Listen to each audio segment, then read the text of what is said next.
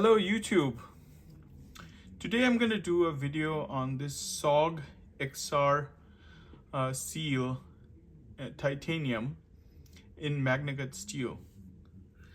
And I want to do a video on this because it's been an experience buying and owning this knife. So I wanted to share it with you and to everybody that's maybe thinking about buying this knife, and I want to let you know about my experience with it and what you should expect from SOG in general and from this particular knife if you are somebody that wants a hard use folder like this and something that's USA made, is designed very well, comes in Magnacut steel.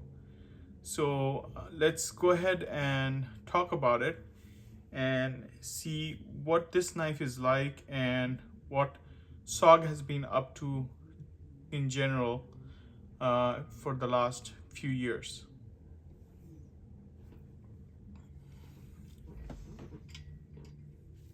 So first of all, I want to say that I purchased this knife with my own money. I did not get this knife for review.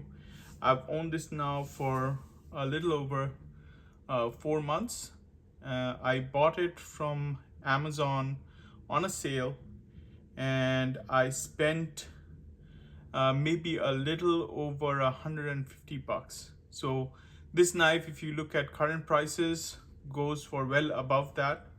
But when I purchased this knife, there was a limited time sale going on Amazon, and I'm kind of glad that I was able to snag this knife at that sale price rather than the full price that it goes for, because frankly, I can tell you right now, if this is what you came here to hear, yeah, this knife is not worth however much SOG tries to sell it for at full price. Is definitely not worth that much, simply because of the number of issues in quality control that I have experienced on this knife and the general customer service that I have experienced with SOG in the past. So when I'm spending money on any USA made knife, I expect, number one, I expect it to be made well,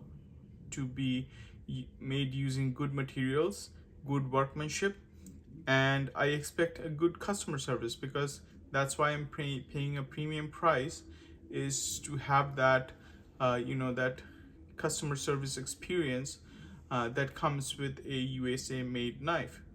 So I believe that at the price that I bought, this is still a great value.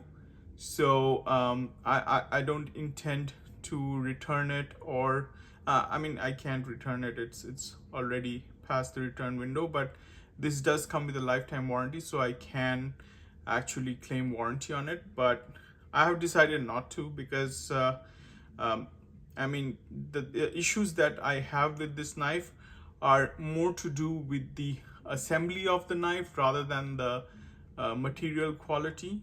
So I don't think sending it back to SOG is going to fix that if it's the same people that are going to be handling the knife that have built it in the first place.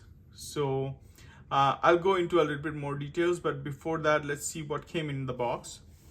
So this is the knife. As you can see, it's quite a big size folder. We'll be doing a little bit of we'll be looking into the size comparisons and weight of this knife in a little bit, but it's a big burly knife, as you can tell. The blade the stock is quite thick. So I don't have the specs with me right now, so we'll go ahead and just look at it for now, and I'm gonna do some measurements on camera for you. This is the box it came in. It says lifetime warranty, SOG XR titanium Magnacut clip point, USA made. Pretty simple box. Comes with no paperwork or instructions, which was disappointing, since this is a quite a bit of complicated knife to take apart, and they do provide you with these additional scales to install, but it didn't come with any instructions. And I reached out to customer service asking them to email me the instructions or send me a link to their website where the instructions are, because I couldn't find it on their website. And they did not have an answer for me. So yeah, it's a little bit disappointing. I had to go out and figure out how to change the scales. It originally came in the box with the black scales installed, and I have installed this green scale after I've used it for like maybe a week. I installed the green scales, and then very recently I installed these tan scales on the knife. So those are the 2 times I took the knife apart, and you do have to take the entire knife apart to install these scales. So and it's not an easy install. So I would have appreciated if SOG had sent some instructions with the knife in the box, or at least had some instructions available for download on their website. Anyways, so the knife itself is it's been an experience, working with this knife. As you can see, the blade shape is a clip point. The stock is pretty thick, and it's got a saber grind to it.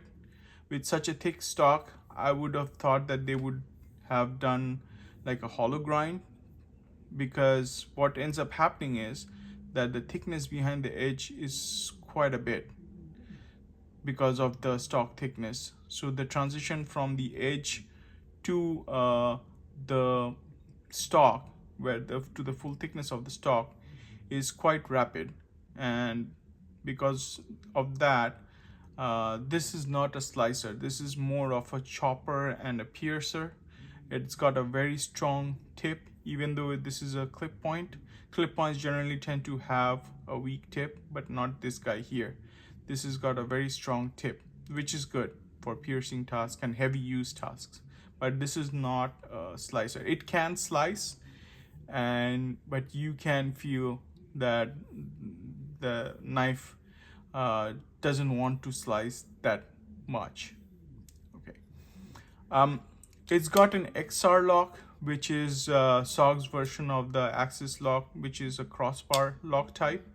So you have the 2 ends of the crossbar here, which you can pull to disengage. Right now the knife is very smooth. It's centered perfectly, and the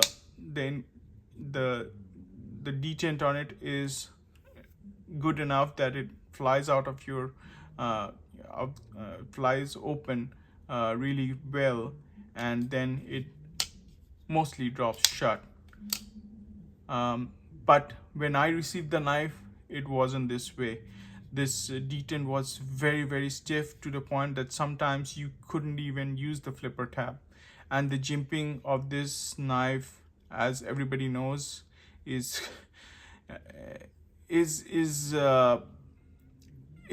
quite excessive, to put it put it mildly. The jimping on this is so aggressive that when you're using this knife without gloves for an extended amount of time, you can see the jimping being indented in your hands, right? So yeah, this is a knife that you would want to use with gloves on. That's the best way to use this knife. And with gloves on, this extra jimping actually gives you the traction that you need so that the knife will not fly out of your gloved hand.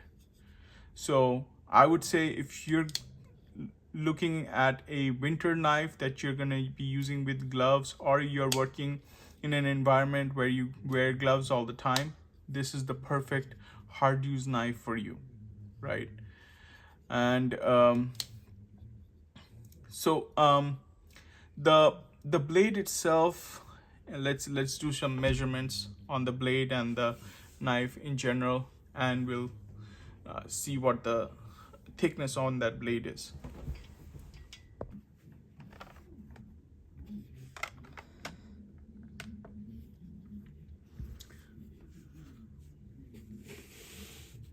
So this knife in its current version, which is pretty standard, I just changed the scales, but I don't think the scales vary in weight that much from one to the other. So this knife is coming in at around 6.8 ounces, which is quite heavy, even though this is actually the lighter version of this particular knife, because it's got titanium liners instead of the full steel liners that the previous version had. That's the XR-TI. So let's look at the measurements. So the overall length of the knife is about 9.25 inches, maybe a little bit less, with the glass breaker at the end. The blade length itself is about 4 inches with about 3.75 inches of cutting edge. Because this knife is so thick, I don't think I'm going to need calipers to measure the stock thickness. Yeah, as you can see, it's about a little bit over 1/8 of an inch in thickness. So a pretty thick, decent sized folder. This knife also has, as I mentioned, it has titanium liners to cut down on weight. It's got ball bearings in the pivot, so it does require some maintenance if you're going to be using it regularly out in the field. And it's got the Magnacut steel, as I had mentioned earlier. The pocket clip is quite sturdy. The tension on it is quite sturdy, but it's not a deep carry pocket clip by any means. And till date, I have not seen any kind of aftermarket pocket clip available for this particular knife. The blade is Cerakoted, so as you can see, this Cerakote does fade, as with all kind of Cerakote coatings. So I've got a little bit of fading going here already, which is going to happen with any Cerakoted blade. And I haven't sharpened this knife yet, so the Cerakoting on this side of the edge is still pristine, but I'm guessing that when I do have to sharpen this knife, that the Cerakote coating will start to come off even further. I did have to strop this knife when it came out of the box. When it came out of the box, the edge was quite unfinished. There were some burrs initially that made it cut through paper, but then as soon as the burrs kind of started dropping off, the thickness, the edge sharpness started to deteriorate. So I went ahead and stropped it and honed it with my ceramic rods and stropped it quite extensively. So now it was never a slicer to begin with, but now at least it's got some slicing performance, and it can cut through cardboard boxes pretty easily now. Other than that, let's talk about the action. As I mentioned, when it came out of the box, the action was very stiff. With the jimping that is there on this flipper tab, you had a really hard time. I had a really hard time using the flipper tab because of how heavy the detent was. I was only able to use the knife with the crossbar lock pulled back. That's how I engaged and disengaged the knife, opened and closed it. But when I reinstalled or change the scale from the black to the green for the first time, I had to take the knife apart. When I started the process, obviously I didn't have any instructions to follow, but when I started the process, I thought that, okay, maybe I just need to undo these two body screws here, this clip screw. This is a hex or even Torx T30 size that you need to do to remove this lanyard tube. It kind of screws inside here, so you gotta hold two T30s from both sides to undo this. And then you have two body screws here, and I thought that would be it, that would all I would require to take the scales off. But I found out quite quickly that the scales are also being captured by the pivot. So in order for you to take the pivot, in order for you to take the scales off, you have to remove the pivot.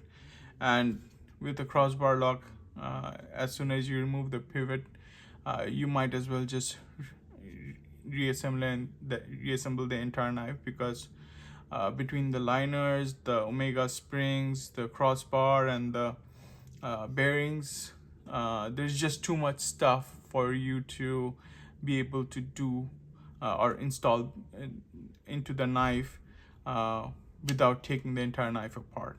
So that's what I found out. So when I took that knife apart, I discovered a few things. Number one, which was very surprising for a USA made knife, the Omega springs. So the Omega springs here are like an S pattern, where you have a couple of positions here drilled into the liners, where the Omega spring, one end of the Omega spring is captured, and the other end goes on the crossbar. And this, by the way, is not the actual crossbar. This is just a cap. As you can see, this is a cap for the crossbar. The crossbar is actually just a round cylinder that sits here on the crossbar tracks. So the Omega springs wraps around it. So what I found out when I disassembled it is that the Omega springs, there are like three positions where the Omega spring can be captured in to adjust, I would say, the detent or the strength of the XR bar engagement. So on one side, the spring was captured on the lowest setting, and on the other side, it was on the middle setting. So when whoever assembled the knife did a very poor job of assembling it, because the tension on the crossbar was not even, and that's why I had such a hard time of opening the knife using the detent. So even when I was pulling the crossbar, I could feel that there is something wrong, because it didn't feel uneven. It didn't feel even to use that crossbar. So I'm kind of glad that I took that knife apart and I managed to fix that. I removed everything, each and every screw. I removed everything, I cleaned it, I re-oiled it, and then assembled it back together. So this this back spacer here is not threaded. So what you have instead is some threaded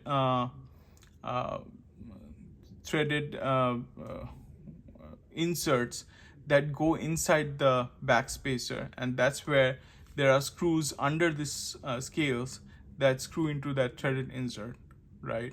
I don't know why they would do it like that. It just makes the assembly process of the knife that much harder. Instead, if they would have just threaded into the back spacer, then it would have been so much easier to assemble and disassemble the knife. I think because this is titanium, even the back spacer is titanium, I think that they thought that, okay, steel screws going into titanium could have corrosion problems in the future. So maybe that's why they went that way. But yeah, it makes things a lot more difficult to assemble the knife. When I opened the knife, the bearings were in pretty good condition, and even though there was a lot of gunk in the knife, um, the tolerances on everything was pretty good. So I didn't have a hard time trying to fit things back together. Just figuring it out how it goes back together was the challenge. But once I assembled it once, the second time around it was much easier because I already knew what I need to do. So I reassembled the knife, and I played with the detent a little bit, and now the detent, after a couple of disassemblies and assemblies, the detent is now kind of perfect. It's not like super light because you don't want that for a knife this heavy. This knife requires a detent that is heavy, but I can still, slow roll it with my thumb, which is like unimaginable when this knife came out of the box, because even with the flipper tab, I had a really hard time to open the knife. But now I can just slow roll it with my thumb. I can even flip it with my thumb. I can't do a backhand flip because the detent is just too strong for it. But other than that, yeah, the action is very smooth now. It's well centered, and it's just much smoother than it was before. So thank you, SOG, and no thank you. I had to figure it out myself, and me with no experience of in knife working was able to figure it out and assemble it better than it was done at the factory. So go figure that.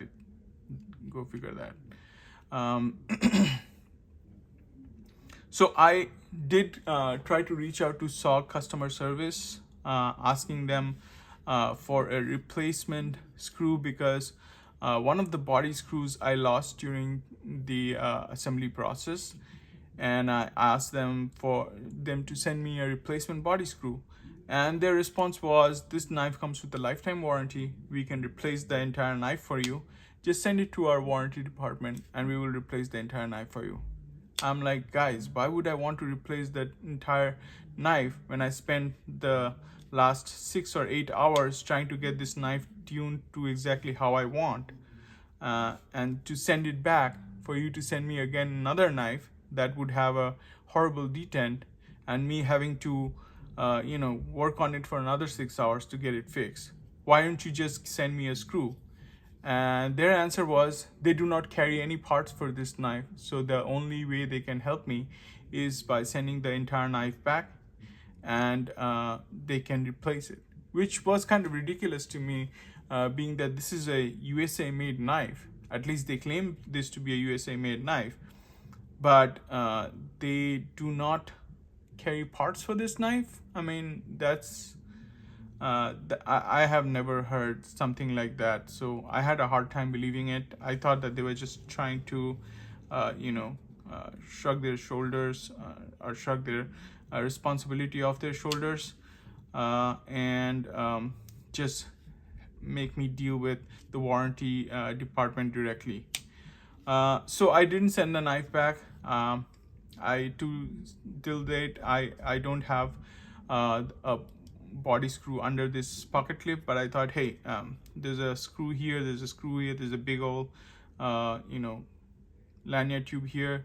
The pivot is capturing it. I think that's enough clamping down force that if I don't have a screw under this pocket clip, it doesn't matter, right? So am I happy with this knife? For the price I paid, I would say I'm not unhappy.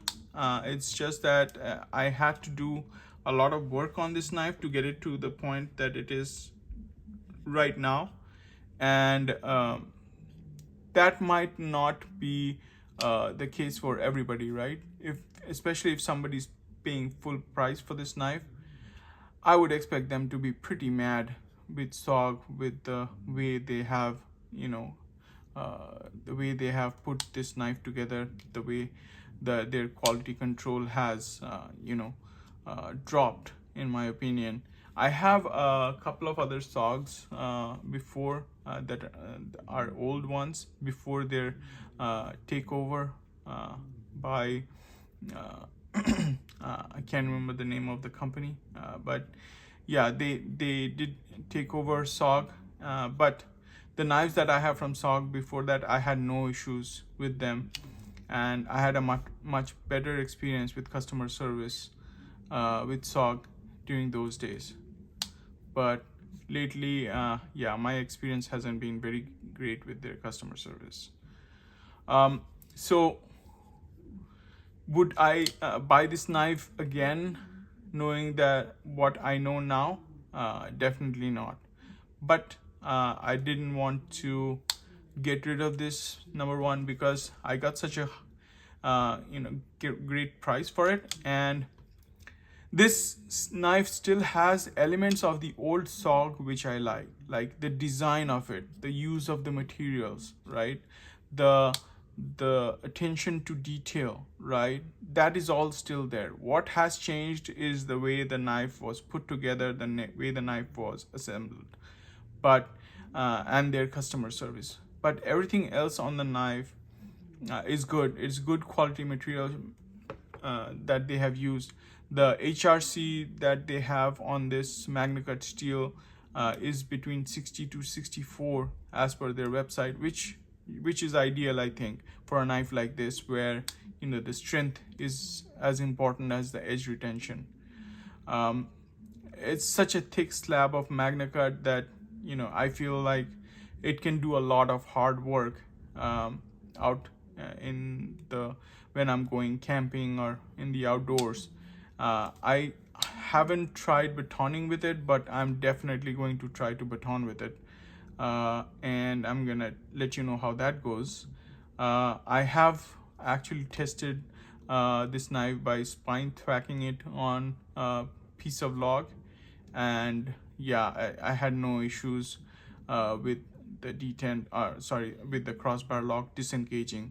So yeah, this knife is going to be a very good hard use knife, and I'm going to be using it for that purpose, and I'm going to report back on how it does.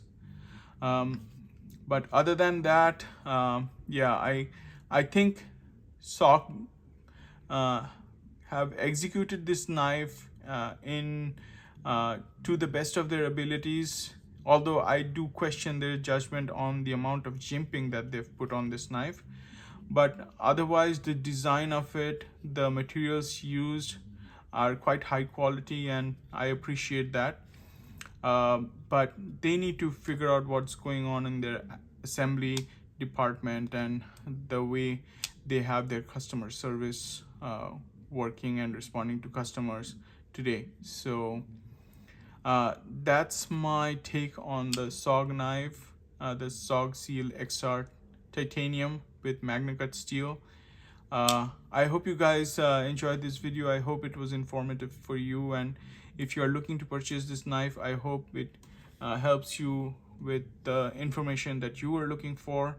And yeah, if you are quite handy with tools and know how to assemble and disassemble crossbar lock knives, I would say go with it and go ahead and get this knife if you get it at a really good price like I did on Amazon.